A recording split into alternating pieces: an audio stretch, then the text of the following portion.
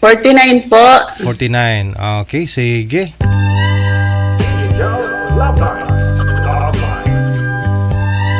Sa 49 na edad, hiwalay sa asawa, ma'am? Di na? Byuda po, sir. Byuda. Ilang taon na po kayong byuda? Mag-aapat na taon na po. COVID, nung namatay si mister mo? After po, after. After na. Uh, Anong year po ba? 2021, sir. Okay. Kasi kasalsagan ng COVID, March 2020, no? Yun pag-uumpisa ng Bakit po namatay? Anong nangyari? Ano po, sir, lung cancer? Ay. Para aware na rin po yung mga viewers natin, bakit po nagkaroon ng lung cancer si mister? Sir, ano po, medyo malakas po siya sa yosi. Tapos, inom. Hindi naman, sir, masyado sa inom po. Anong masabi mo na, kasi marami pong mga vlogger ngayon, yung dahil sa vape na, yung electronic na ginagamit nila, nagkaroon po sila ng cancer, lung cancer, tsaka sa dito sa thyroid nila, no, nagkaroon ng problem. Pero si mister mo nakakailang kaha po ba ng sigarilyos isang araw?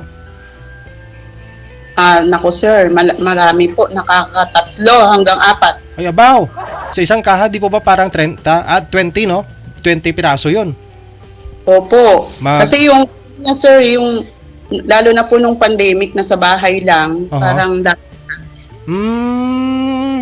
pero, siyempre, nung may mga symptoms, may mga makikita ka noon, no, na may mararamdaman siya, nakakaiba. Pag alam niya na, parang iba na, nung nagpa-check up siya, hindi niya tinigilan, o umiwas sa sigarilyo.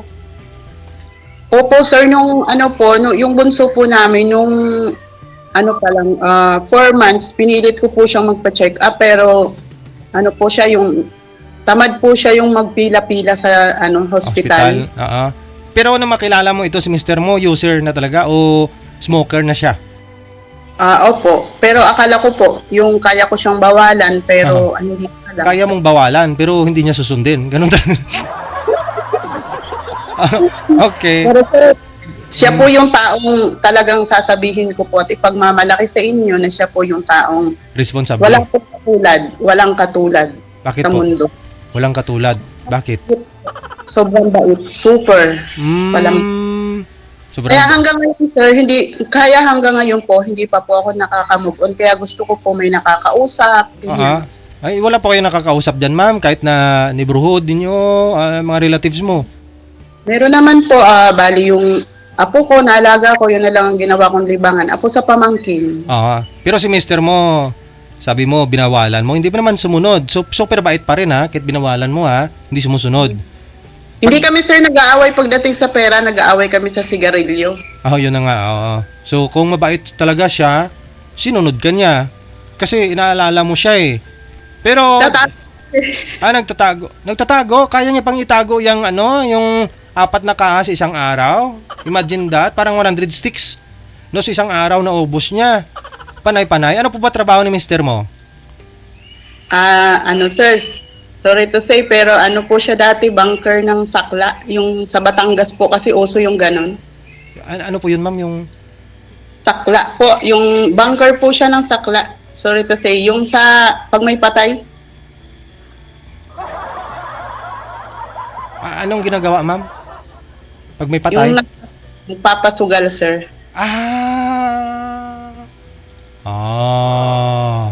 Wala akong alam yan. Pag susugal. Okay. Pag siyempre pera, malaki kitaan. Pero naitigil niya nung COVID. Kasi binawal din kasi yung Bawal. Naitigil. So siguro andyan na yung na-depress siya, tapos pinabayaan niya na yung sarili niya hanggang lumala yung sakit niya, namatay.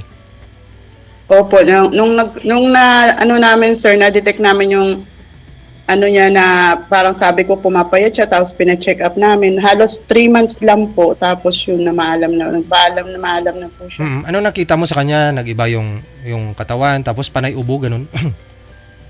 Pumayat siya, sir. Hindi naman siya, sir, masyado po inuubo kasi inalagaan ko po siya nung vitamins tsaka yung gatas. Pero inuubo. Inuubo lang, pero lumala. Tinamaan pa rin yung niya, yung baga, no? Ilan po anak ninyo, ma'am? Bali sir, isa lang po. Ilang taon na ngayon? 14. Okay. Tapos ikaw ngayon nasa 47. 49. Pero sir, ano po kasi may asawa po ako sa una na wala din po. Nagkasakit din po. Okay. Doon po tayo sa una mong asawa. Ilan po anak ninyo doon, ma'am? Dalawa sir, bali tapos na po. Yun sir, maaga po yun nawala din. Bali po, nagkasakit siya 1 year and 4 months pa lang yung panganay ko. Nagkasakit tapos nasundan na naman ng pangalawang anak po ninyo tapos namatay siya. Opo, nagkasakit po tapos nawala rin po. Ano po bang sakit noon? Lung cancer din? Ay, hindi po yun. Nung una po nagkasakit siya sa isip tapos nagka-infection sa dugo, ganun. Ay. Oo. Pero puro sila sir mababait. Magaling ha, magaling ka pa pumili ha. Anong diskarte mo para malaman mong mabait yung isang lalaki? Hindi, nga po sir, hindi ko rin po sir, akala ko, yung una kong asawa, akala ko, binibiro-biro lang ako kasi may itsura siya, yung pala seryoso. Kasal po kayo doon? Kasal po kayo doon sa una? Parehas sir kasal kasi yung pangalawa ko po, biyudo rin. Biyudo din, oo nga po pala. Naging biyudo po kayo sa una, no? Okay. So, nakatagpo po kayo ng mga mababait. Yun nga lang po, problema. May mga sakit. Mabuti naman po nung yung pangalawa po ninyong naging asawa, ano po yun, binata din po ba o may asawa din? Biyudo?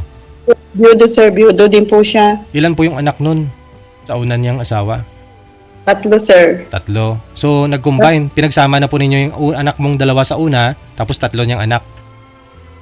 Hindi po, yung anak niya sa una sir, 3. Tapos ako, yung anak ko sa una, 2. Tapos nagkaano kami doon sa pangalawa, 1 lang. Pinagsama po ninyo lahat, mga anak niyo, anak niya? Hindi po. Kasi yung isa kong anak po, yung panganay ko lang, magkasama namin sa bahay. Tapos yung pangalawa kong anak sa una po, lumaki po kasi sa kuya ko na walang anak. Graduate na rin po siya ngayon, ng IT. Siya kapatid mo yung nagpapaaral, ganon. Parang inadapt na nila. Nagtatrabaho na po. Wow. Ngayon po, ito na lang po yung isang pinapaaral ninyo. Yung bunso mo. Opo, isa na lang po. Bali grade 8. Yung bunso. Siguro hindi naman mahirap para sa inyo kasi ano po yun, may mga naka-insured naman po yung mga anak mo, yung mister mo. Kasi ano po yun, may mga ano ba tawag dyan, may mga savings. Ganun ba? Para sa pag-aaral, plan na nila, wala. Sad to say sir, naubos din ng ang ipon, naubos din sa tindahan. Hindi ko na na-handle ng maayos. Oo, kasi ikaw nga lang po mag-isa. No? Opo, kasi may business ako dati sa Batangas, sa palengke po, may tindahan po ako. Parang lugi po yung, hindi po kinikita yung gastos sa araw-araw. Kasi nga, COVID, no? Mahirap po dati mag-manage kapag COVID tapos wala po masyadong customer, no? Marami naman po customer, kaya lang, nung kasi nung time na nawala po ang asawa ko, parang hindi ko na masyado na-handle ng maayos yung pera, ang bilis na ubos. So ngayon po, anong pinagkakaabalahan ninyo? Bali sir, nag-aalaga po ako nung anak. Yung anak ng pamangkin ko, pero may sweldo. Okay. Diyan lang din po sa bahay nila? Opo, kasi wala yung pamangkin ko po nasa Amerika. Okay. Good eh. So yung anak po ninyong bunso, ando naman po sa bahay sa kapatid mo, no? Sila yung nagpapaaral. Sir, kasama ko po dito, nag-aaral po sa Paranaque. Okay. Saan po kayo sa Paranaque, ma'am? Sa Fortunata Village. Fortunata. Village. Fortunata. Kapatid ni Fortunato. Okay. Sa 4 years na byuda, na ano pong hinahanap ninyo ngayon sa isang lalaki? Yung wala ng bisyo, yung healthy na.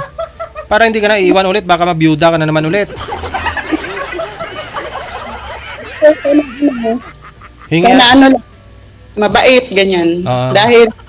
Dahil minsan naiisip ko, minsan parang nalulungkot din ako. Iniisip ko ang dalawa kong anak, puro lalaki. Baka dumating ang panahon na mag-asawa sila, naisip ko, ako na lang, parang ang lungkot. Siyempre, parang nakakaano naman na sa kanila ako titira, parang, siyempre, magkakaroon sila ng mga asawa pagdating ng araw. Mhm.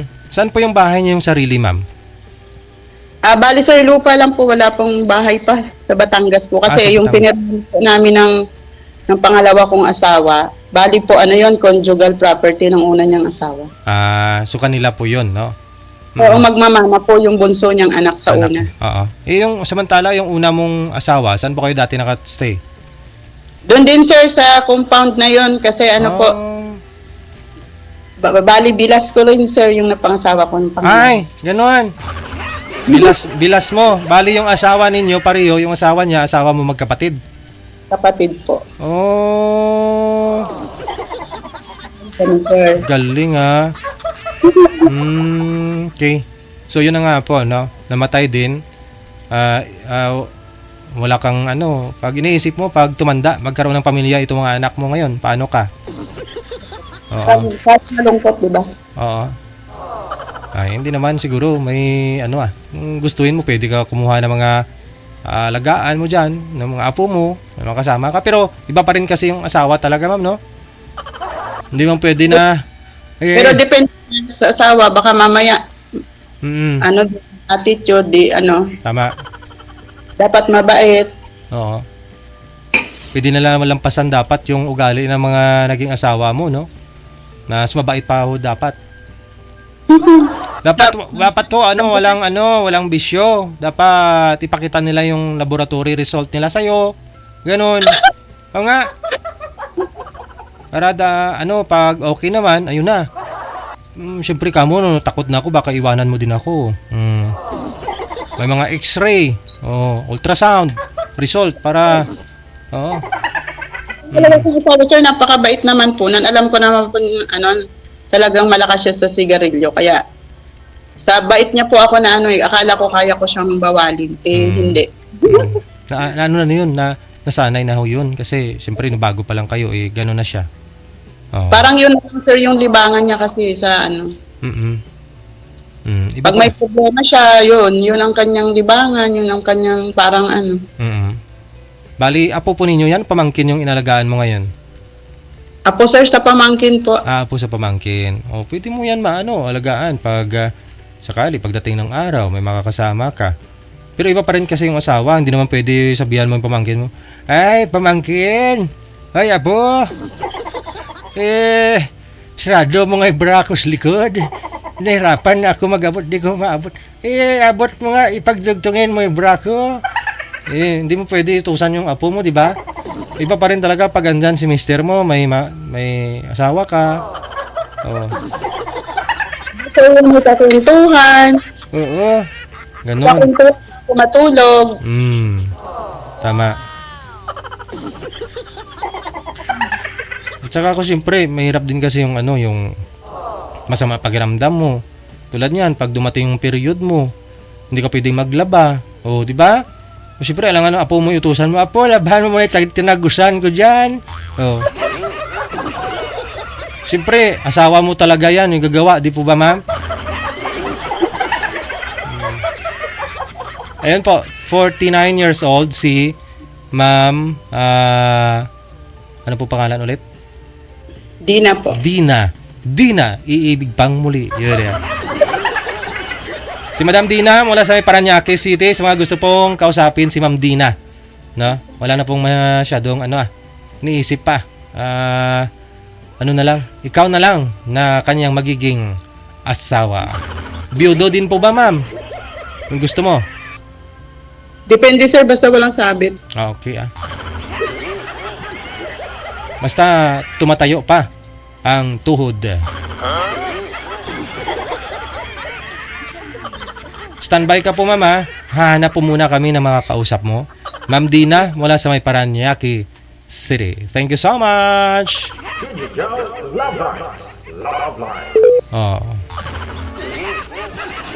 Yan yung mga bagay na dapat natin i-consider na magawa ng isang asawa na hindi magawa ng ibang tao.